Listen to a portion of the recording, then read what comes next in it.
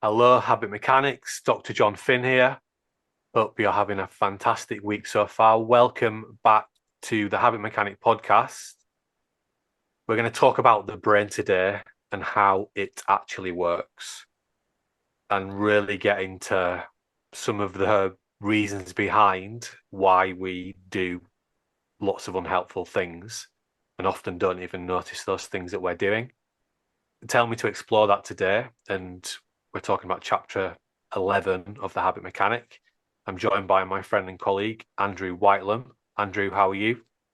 Hi there, John. Yeah, great to be with you on the podcast again. And chapter 11 has the title, What Really Happens Inside My Brain. And I'm really keen to explore it more with you, as you say. We'll get into that in a few moments. I think we can do a bit of a spoiler and say there's not really a lighthouse in the brain, is there? And John, you'll explain a bit more about that in a few moments. But firstly, I'd just like to ask you, John, the Habit Mechanic University app has been available now for free for a long time, and a lot of people are signing up to it and getting the benefits. But in July, you've got some exciting news coming on that. Please tell us more.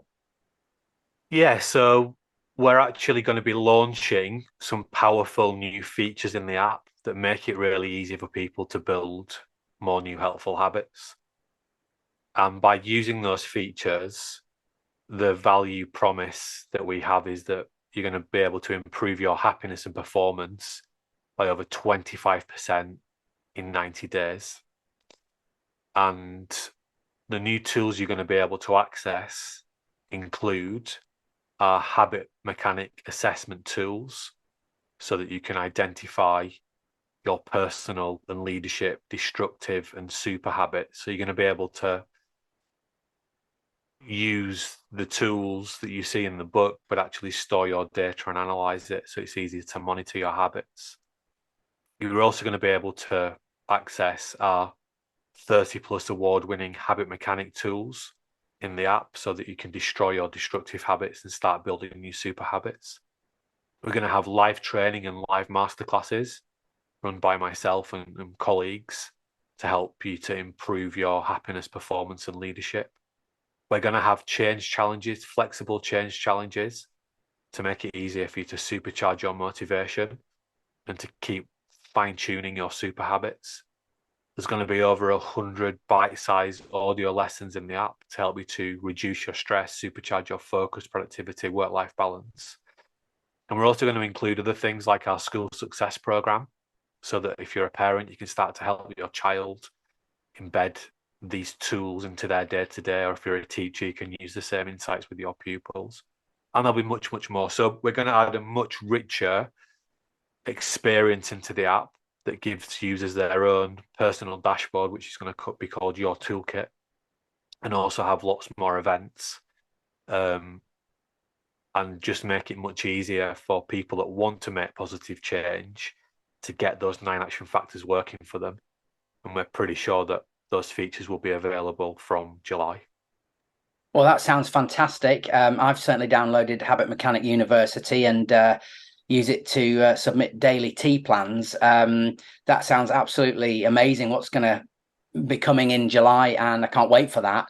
And I guess it would encourage everyone to download it now. You can do that for free, and then they'll be the first to know and experience or have the opportunity to benefit from these new features. Yeah, so the people that are already signed up to the Habit Mechanic University app and who are signed up when we release a new features will be the first to be able to access them. Um, so I'd encourage people to sign up and just get used to the app if nothing else. Also, the audio book is in there for free. We have a foundation course in there. As you said, you'll see people in there using the tools in the At Your Best community. So yeah, if you don't already have the Habit Mechanic University app, you can download it from the App Store or the Google Play Store. Well, that's really fantastic news for iPhone and Android users. And yeah, I can't wait for July to come. So looking forward very much to that. Well, okay then, John, back to the book, as it were, The Habit Mechanic and chapter 11, What Really Happens Inside My Brain. And in this chapter, you talk in fascinating depth about the function of the brain and the consequences for us. And as I said, I know we talked in previous podcasts about the metaphor, the concept of the lighthouse brain. And yeah, it's just a metaphor. There isn't really a lighthouse in our brain, is there? But nevertheless, the characters that you describe are very active. Please tell us more. Yeah, so there's not a lighthouse in our brain. Um, but I think the most important thing to pay attention to in relation to your brain is that word attention, is that it's always on, you're always thinking about something. So we do have this almost spotlight of attention.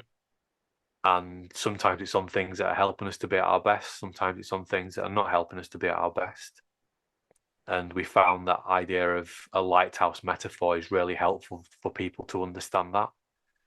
We have episodic memories, and the visual sites in our brain are much older than the audio sites. So we see, not to get too distracted here, but we see time and time again just how power vision is.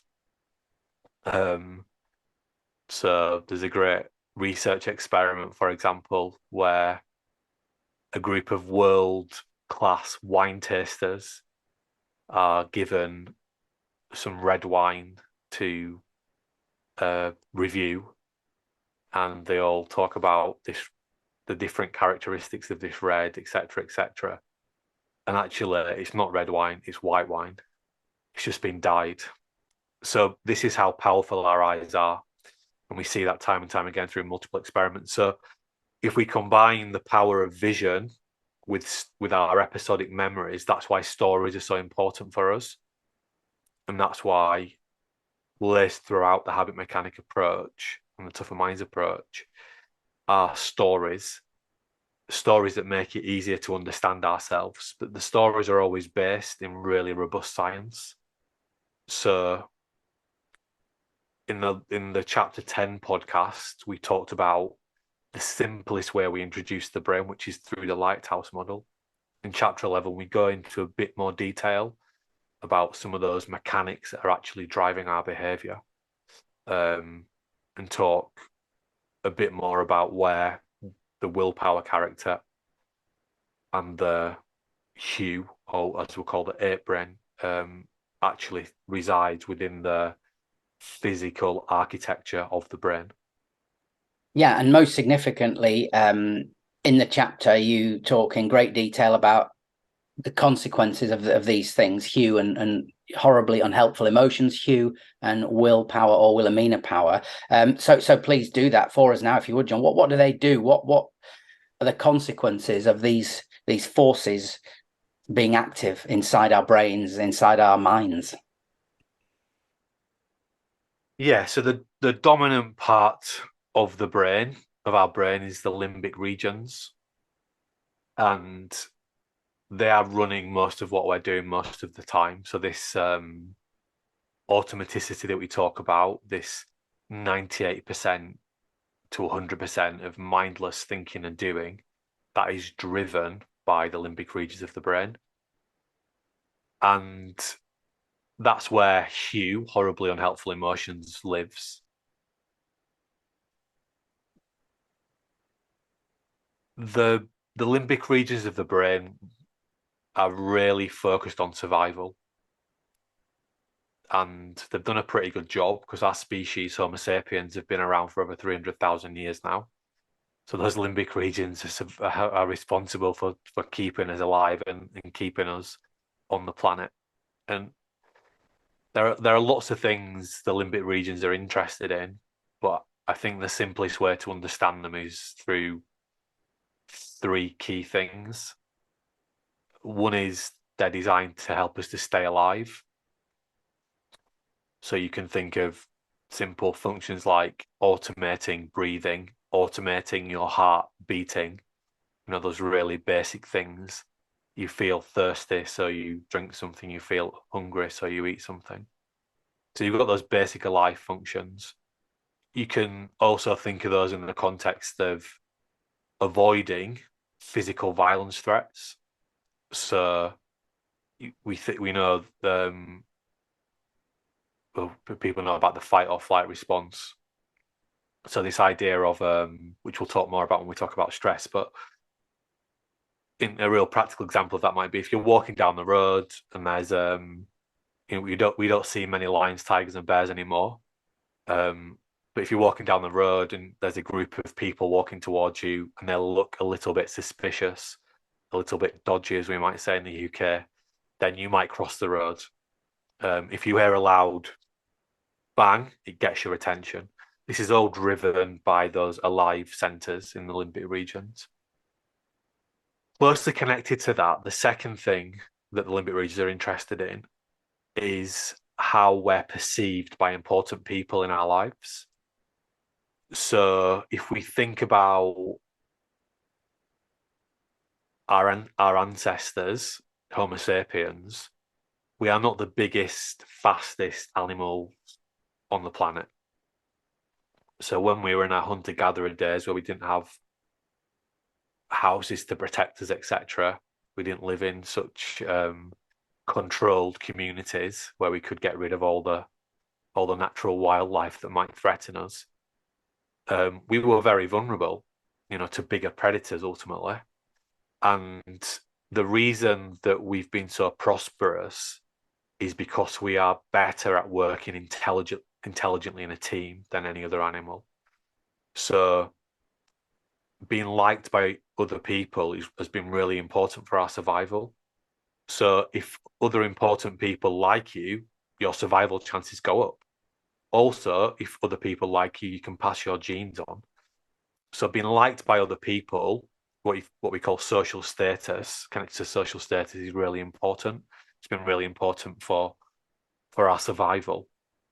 And actually, we can see now that the sites in our brain that tell us about social status are actually hardwired into the parts of our brain that tell us we are thirsty and we are hungry. That's how fundamental they are. We know that things like paracetamol and ibuprofen, they're just as good at helping us to deal with emotional pain, social emotional pain, as they are physical pain. And that tells us that our brain doesn't really distinguish between the two things.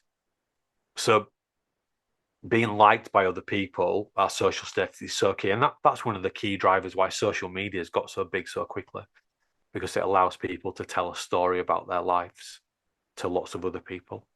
So we've got a dominant brain that's interested in helping us to stay alive, being concerned about how we're perceived by other people, so alive perceived. And the third thing is energy. So once there are no obvious threats, there's no physical violence threats, there's no social status threats, we've got enough basic stuff to keep us safe. The next thing our brain is interested in is saving energy, conserving energy. And in fact, our brain's number one operating rule is to do things as efficiently as possible, because for most of our time on the planet, energy has been a scarce resource. We're hunter-gatherers. There hasn't always been supermarkets on the street corners. Most of our access to food now, our abundant access is quite a new thing. Your grandparents' generations wouldn't have had anywhere near as much access to the food stocks that we do. So our brain is still trying to save energy at all costs. And that's actually why it turns everything that it can into a habit, because habits are the most energy efficient way of doing things. So we've got a brain that's interested in three core things. One is to stay alive. Two is to manage how you're perceived. Three is to conserve energy. So we think about the alive perceived energy brain. That's what we call the limbic regions, or in short, we call it the ape brain. Daniel Dennett is a scientist I really admire, and he talks about the limbic regions of the brain. You can imagine that they're a trillion microscopic cogs just whirling around mindlessly. We cannot conceptualize what a trillion means. I mean, it's too big for us to. A million is quite hard to think about what would that look like if you had a million coins in front of you, or a million people. A trillion is in, we can't get our heads around that. But that's how many little connections they are driving our behavior. And automatically they are driven to help us to stay alive, be concerned about how we're perceived by important people in our lives, and then to save energy. So that's the ape brain. Yeah, it's absolutely fascinating, John. I think yeah, what I think it's worth pointing out for people, your explanation's super clear, fantastically accessible and practical, but people might, I suppose, be a little skeptical. Well, hang on, we're in the 21st century now. I'm still driven by those primal forces, those predispositions that, you know, I'm not an expert on early man and the history of humanity, but cavemen might have had these sort of drivers. That's the reality of it. Yes. So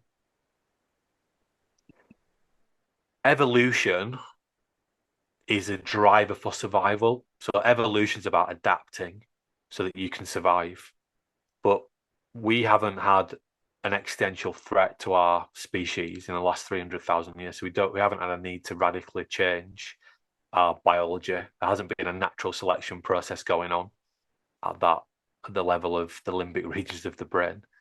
So yeah, it's fundamentally we're driven by this, you know, caveman brain's an oversimplification. I think a better way would be to say hunter-gatherer brain. We're designed to move around and solve problems and control our environment. You know, even in the last, you know, few years with the pandemic, we've seen the impact that's had on just the basics of good sleep, good diet, good exercise, because people are not necessarily moving around as much. That means it's harder to sleep. It's easier to consume unhelpful food. That's just a few year snapshot. We've been around for over 300,000 years. So again, that's quite a hard timeline to get your head around. We think of ancient history as the Tudors or, you know, something like that, which actually wasn't that long ago in terms of our existence on the earth. And 300,000 years is just the Homo sapien. We are part of a bigger group of human beings, which is also quite hard to get your head around, that we've probably wiped out the other types of humans, one way or another. So yeah, we are driven by a brain that's, you know, at least over 300,000 years old. Yeah, and as you say in the book, and as we're going to discuss, there are consequences that we can observe because of this, and are absolutely central to how you help people, understand themselves, so they can then start helping themselves, and take them on the journey. And then one of the ways in which you illustrate the consequences for us in the terms of our behavior, of having the ape brain and horribly unhelpful emotions, is an exercise, a reading exercise, which is, when you do it, it's a bit of a shock to the system. I've seen you do this exercise with a few groups of people, different groups of people, young, old, around the country, etc., and online and in person, and the results are invariably the same. Surprise. It's on page 106 of the Habit Mechanic book, if you've got it, and people might remember it. There's a paragraph of words which are, shall we say, jumbled, but when people read them, they understand them straight away. Tell us more about that, John. Yeah, so you can test this out on page 106. Well, we can do, I suppose, a primary example for this, which is don't think of a white elephant. And you're already thinking about it. So we don't think consciously, we think mindlessly. And we might imagine that reading, and so the exercise on 106 is a reading exercise. We might imagine that reading is a very conscious process, but it's not. It's a habitual process. And what the exercise is showing is that we don't actually read every word letter by letter. We actually read in pictures. We just take little pictures of the words. And as long as each word has a percentage of letters in the right order, then we'll be able to understand what it means. So we have this illusion of consciousness, but we are not. I mean, even our eyes, if you look at it neurobiologically, they're turning on and off. Our eyes are not a live stream. They are taking little like pictures almost.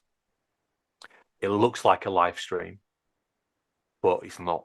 That's why we don't get any. If I move my head around, I don't see like bumps if I was doing that with a camera because my eyes are not a constant stream, which also might sound quite scary, but this is the reality.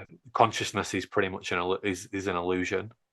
We have a brain that is more complex than anything else we understand in the known universe, and it's running most of the time on autopilot because it's trying to save energy.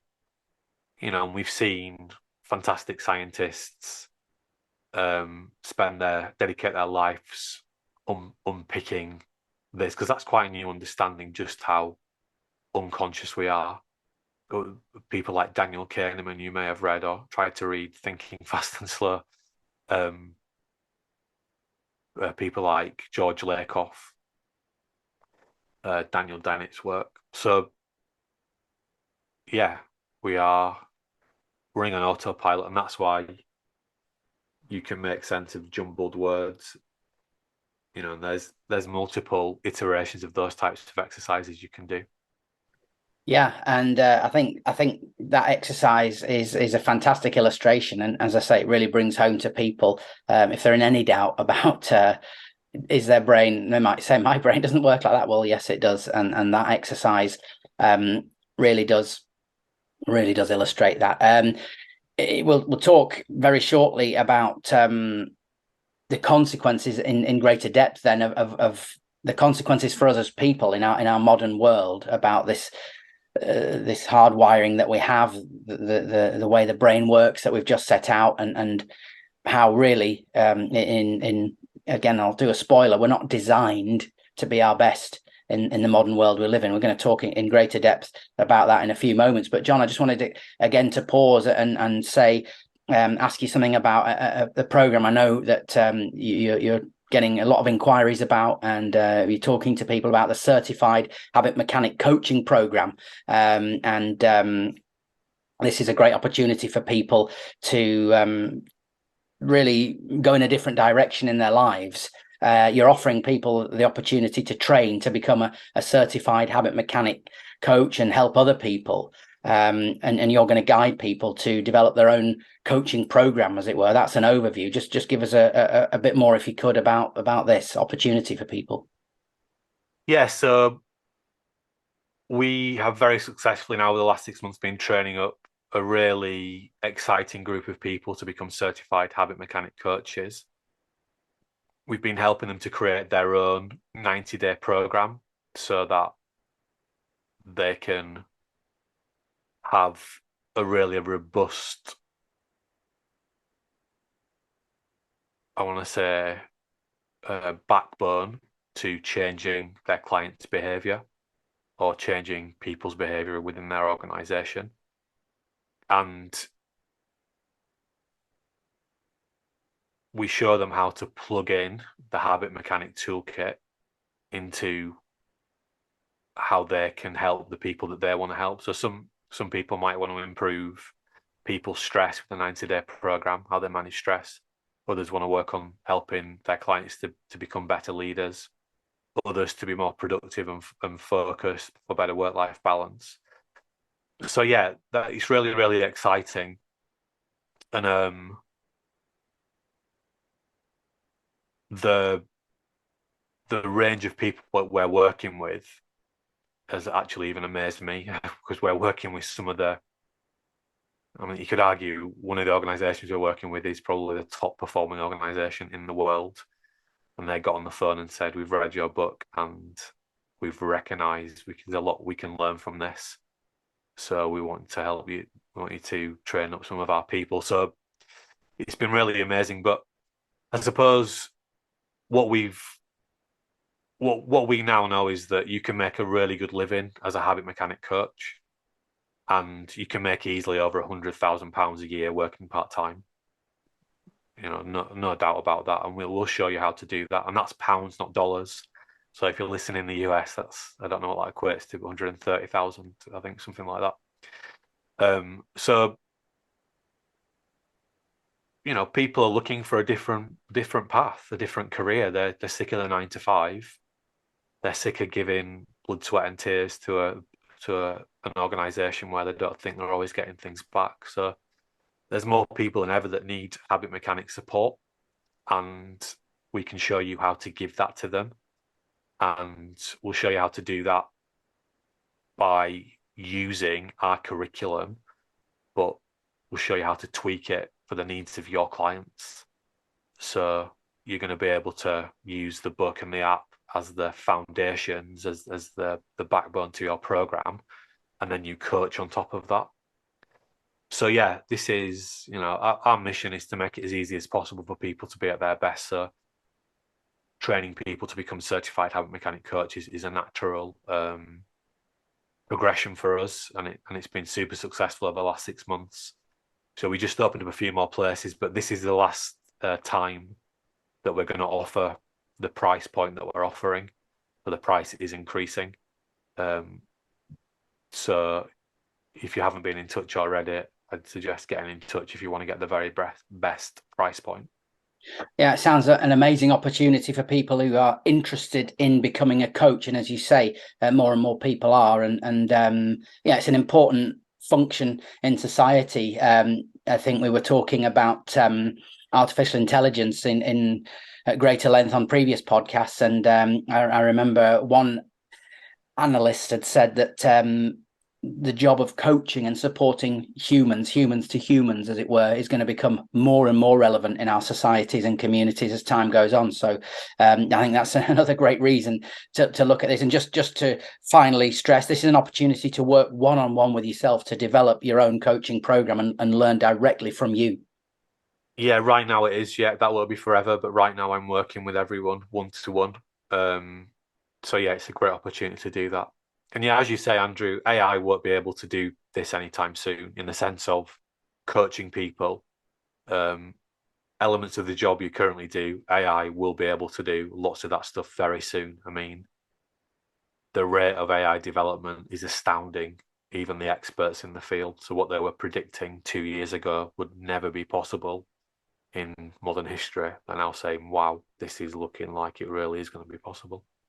But still, machines cannot communicate with humans like humans can, and coach them in the way that you'll learn how to coach them via becoming a habit mechanic coach. Yeah, well, I just finally, sorry, John, I meant to say as well, of course, anybody who does have an interest in it should just get in touch with you via the website, presumably. Yeah, if you can find the details on the website, on the become an internationally certified habit mechanic coach, and just contact us from there. Fantastic. Right. Well, I would strongly suggest that everyone with an interest in coaching absolutely does that as a priority. Thanks for that, John.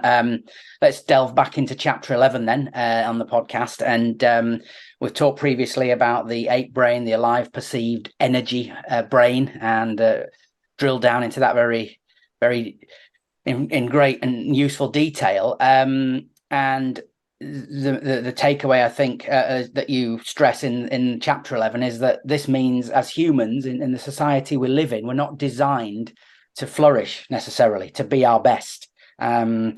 Why does this predisposition, if you like, this hunter-gatherer brain not fit in our modern world?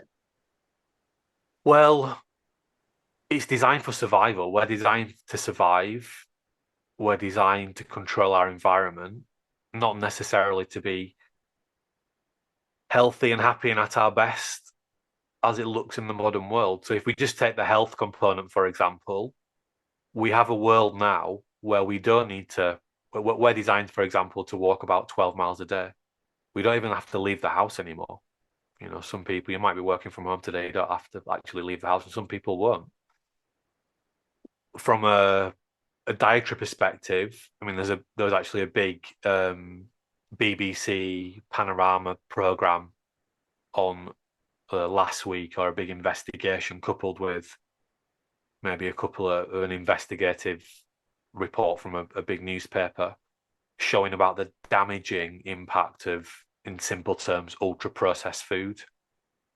They'd put one of the things they were just using to demonstrate this insight was two twins on one on a sort of a natural, healthy food diet, one on an ultra processed food diet, and just the damage the ultra processed food just had within 2 weeks. I mean, it's almost seismic damage, thankfully reversible. So my point is that we now have access to a lot of nutrition, a lot of food that is made in factories, that's made to look good. It's not made to be healthy for our body and for our brain, and therefore it damages our body and our brain. It didn't used to be that food didn't used to be accessible. Now it is. So we can be eating things that we think are healthy for us, but actually they're damaging our health. And also those foods are very deliberately designed to make us buy them. They say low fat, they have they're cheaper to make, so the supermarkets discount them down. So these are all tricking our ape brain to wanting to consume those types of foods. And then sleep has been massively eroded. I know that my grandparents' generation, on average, slept 1 hour extra per night than my generation does. That's like an extra night's sleep per week. That is huge. So just those three basic things, we didn't used to have to even think about getting them right. Now we have to work quite hard to get them right. So we're not designed to find it necessarily easy to optimize the basics of good sleep, good diet, good exercise as they look in the 21st century world, because they all require effort to establish better habits. And at the same time, we've got the big corporates trying to hijack our attention so that we spend time doing what they want us to do, like staying up and watching streaming service rather than going to sleep, for example. Yeah, and then we just we live in a world of, I mean, the positive psychologists would call it a hedonic treadmill. We live in a world where it's easier than ever to get short-term gratification. So whether that's, you can buy things now, can't you, online without even spending money. So is it, I want to say Karma or something like I that. think it's called Klarna. Yeah, it's the Klarna. it's the installment system, isn't it? I've not particularly looked at it, John, but yes, I know what you mean. You can And we Apple don't do even it as have to well. put your details in. It lets you have it for free there and then. So you can get consumer goods without even spending any money. You can break off your boring task at work and check your social media. So we live in a world where it's easier than ever to get that short-term hit, that hedonic hit. That becomes addictive, and it disrupts the things we need to do to stay healthy physically and mentally, both by disrupting our sleep, our diet, our exercise, possibly social connections that we have, real life, face-to-face social connections. But it also stops us from making progress on meaningful work, which is key if we want to really feel happy. So people are chasing this quick hit, quick short-term gratification because the big businesses have worked out that's what our brain wants. It wants that dopamine hit constantly. So they've given it to us. They've given it easy access to it. But that stops us actually doing the sort of work we need to do to make progress on difficult things, which gives us that more deeply meaningful feeling of achievement and success and satisfaction that's much more long lasting than getting a like on a social media post, or eating a donut, or staying up later rather than getting a good night's sleep. Yeah, and I think just to drill down into what you said again. The hedonic treadmill, which is a fantastic phrase, but yeah, slightly worrying. That obviously that's hedonism, as you say, pleasure first above everything. I'm not a is it entomology, the study of words? I'm not an expert in that, but it is possibly from ancient Greek. But yeah, hedonism, I think we all understand that. And it's perhaps worth pointing out that this you mentioned the brain hormone dopamine, that's connected to hedonism. We have almost an injection of that when we experience pleasure. Is that right to say, John? Is that fair to say? Nearly. So that's a myth, actually. So dopamine is an anticipatory reward. So we actually get dopamine in anticipation of doing something rewarding. So the donut or the chocolate brownie that's presented to you in the glass cabinet in the coffee shop you go to today, it's actually much more satisfying thinking about how good it's going to be than actually when you get it in your mouth. Because when you get it in your mouth, the feeling of satisfaction is never as good as your brain's told you it's going to be. So dopamine is actually an anticipation reward. You know, that's why, for example, you get the dot dot dot on in your text message or your WhatsApp group that someone's going to reply to you. It's giving you that gives you a dopamine hit. So yeah, that's a bit about dopamine. We talk probably quite a lot about that in the book. Yes, we do, and suddenly made me realize the significance of the word typing on WhatsApp. Yes, it's when you think about it in those terms, it's very clear about the anticipation. So we have this predisposition. We have the habits that are not conducive to being our best in the modern world. You talk about survival habits as well in chapter 11, that we develop these. Explain more about that, please. Yeah, well, I suppose a segue into that is that also the red dot you'll see on your phone. The companies know that most people associate red with danger, so that's why that's why it's red. It's not an accident. So you think red, red, red, red, red, problem, problem. Now you don't think that consciously, but that's what your subconscious brain is processing. Yeah, so if we have a brain that's driven to help us to stay alive, manage to be concerned about how we're perceived by other people, to save energy, it can lead to lots of unhelpful habits like procrastinating. So we procrastinate because we're trying to save energy, because doing mentally challenging work takes a lot of energy, but it doesn't give you a fast reward. So your brain, your ape brain and Hugh tell you to break away and do something that gives you a faster reward.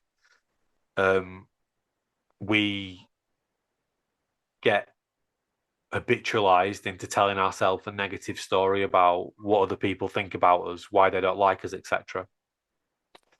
I remember all the time that our brain is made up of about 100 billion neurons, and those neurons are changing all the time in accordance with what we practice. So when you practice procrastinating, you get better at it. When you practice worrying and beating yourself up, you get better at it. You develop more neurobiological connections in your brain for those things. So they're what I would think of as survival habits. And many people are getting better at them right now without even recognizing it, because they're just whirling around mindlessly. That way of thinking is just whirling around mindlessly in your brain.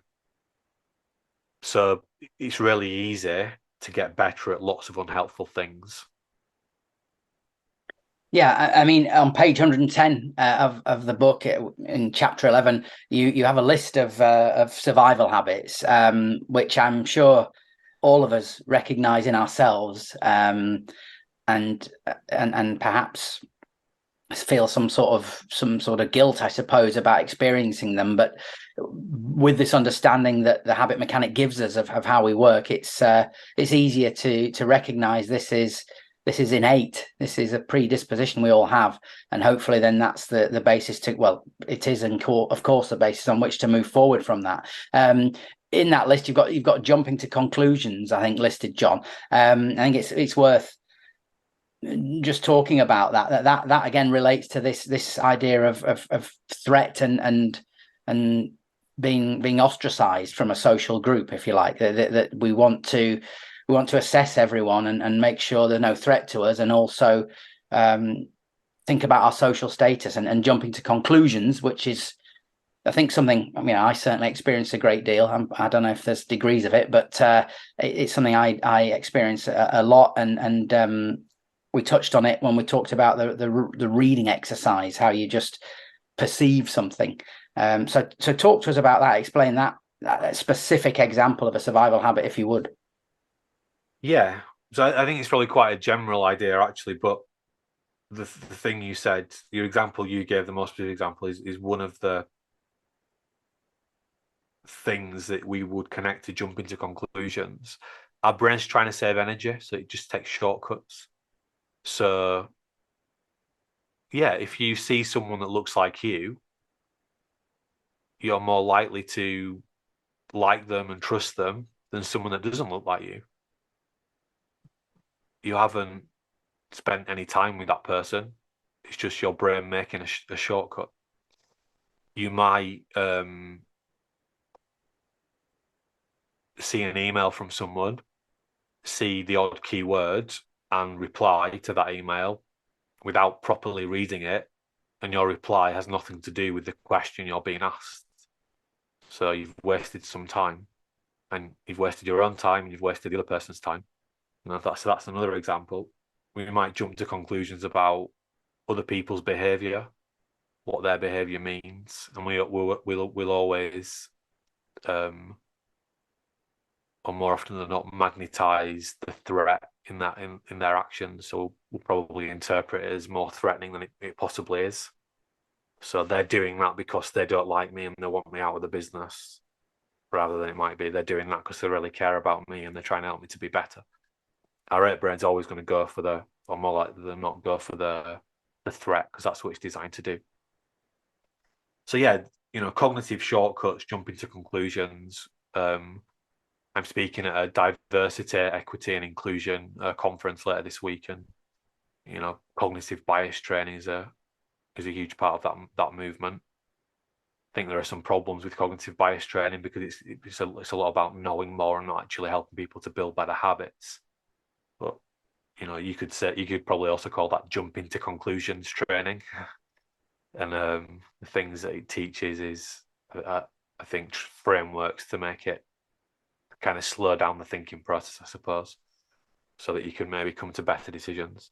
So yeah, all this stuff ultimately, that our brain makes us do, has a function and it has a purpose. So it's not like we want to rip it out of our systems. It's just we need to be more aware of it so that we can recognize when it's being activated in situations that are not helping us. So jumping to conclusions, if you go back to the reading example, helps us to read faster if you like.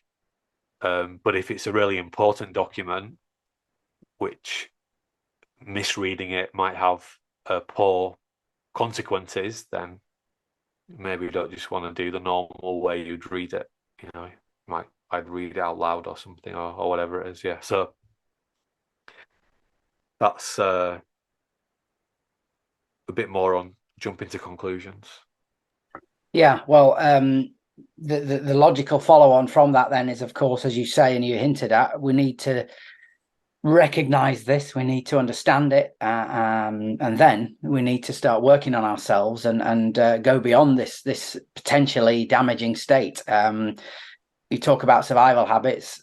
The next chapter, you talk about how to build new helpful habits and the concept of me power conditioning. And obviously we'll talk about that in the next episode of this podcast, or the next episode where we discuss the Habit Mechanic book. And just give us a preview, if you would, Jon. We need to then think about this process of working on ourselves and getting better and feeling better. Yeah, well, we introduced two concepts in chapter 11. We've talked a lot about the ape brain. The second concept we introduce is the hack brain, the helpful attention control brain. This is our prefrontal cortex, and it's where willpower lives. And it's this idea that, so we're always paying attention. That's what's represented by the lighthouse metaphor. We can see how instinctively unhelpful sometimes that what we pay attention to is for our health, our happiness, and our performance. And that's what we've really unpacked in this podcast so far. But we're not helpless. We can intervene. And in the Lighthouse Brain, when we talk about willpower, here we go a bit further and we talk about hack, helpful attention control. So our willpower, which lives in our conscious brain, it's our ability to intercede, to actually say, wait a minute, worrying about this is not helping me. Wait a minute, staying up till 2 o'clock in the morning when I need to get up at 6 isn't helping me. Wait a minute, not going out today and moving around is not help. So we can intercede, and we do that via the prefrontal cortex, which we call the hack brain, helpful attention control. And we're going to start to see this the centrality of attention. And if we can start to get more control over our attention, and hopefully hack, it works in two ways. It's we can hack the ape brain, but it's also an acronym, helpful attention control. It's the first step to starting to build better habits, and the first step to becoming a habit mechanic is to start doing me power conditioning, which we'll talk about when we unpack chapter 12. Yeah, I very much look forward to that. And yeah, well, thank you so much for this deep dive into chapter 11, Jon. It's been fascinating as always. And yeah, the people, of course, if they haven't read the Habit Mechanic already, they should do, they can do. And then Habit Mechanic University app, which we can see on screen, available from the App Store and Google Play, to learn more about how to start working on yourself and feeling better and doing better every day. And yeah, I look forward to chapter 12 to learn more about the vast, sophisticated body of science that underpins all this, but made in a but presented in such an accessible and simple way. It really is fascinating. Yeah, so thanks again for your time, Jon. Thanks to everyone for listening. Don't forget, please do like the podcast, leave a comment, subscribe to it on the podcast platform of your choice, and why not share it as well if you think it's going to help somebody. Please do that. And of course, 5 stars are always very much appreciated again on the podcast platform of your choice. So thanks for listening. Jon, thanks for your time. Anything you'd like to say in closing? Yeah, I'd just like to say at the heart of becoming a habit mechanic is learning. And we've talked a lot about learning in chapter 5. We'll talk more about that actually in chapter 26. But the core part of learning is repeat to remember, remember to repeat. So here's a little test for you. What does APE stand for and what does hack stand for? And if it's helpful, write down the answers. And this is how we change by repetition, by practice. If you practice beating yourself up lots, you practice changing in that direction. And if you practice doing more helpful things, you get better in the more helpful direction. So if it's helpful, write down what does APE stand for, APE, and what does hack stand for, HAC. Remember, you're only one habit away.